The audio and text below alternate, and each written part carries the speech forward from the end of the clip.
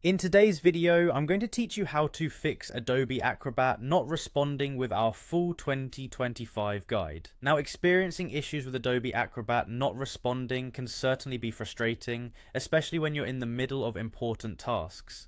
But don't worry, we're here to help you troubleshoot and resolve these issues step by step. We'll cover a series of straightforward solutions that can get your Adobe Acrobat back up and running smoothly.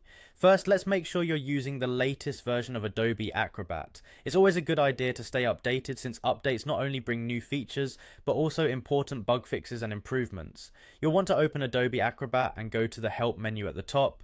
From there, select Check for Updates. If there's an update available, it's best to let it run its course before moving on. This could potentially resolve any issues you're encountering right away. If updating doesn't fix the problem, the next step is to repair the installation.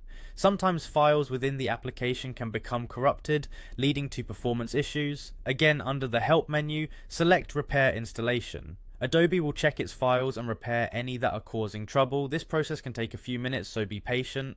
Next, we need to consider third-party plugins that might be installed. Sometimes these plugins can cause conflicts, leading to the application not responding.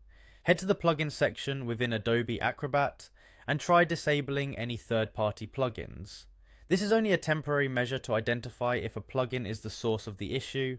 If you find the problem is resolved without the plugin, you can look for updates or contact the plugin developer for a more permanent fix. Now let's adjust some settings within Adobe. Click on the menu in the top left corner and navigate to Preferences. From there, scroll down to find the Security Enhanced category. Once you're there, you'll want to uncheck the box labeled Enable Protected Mode at Startup.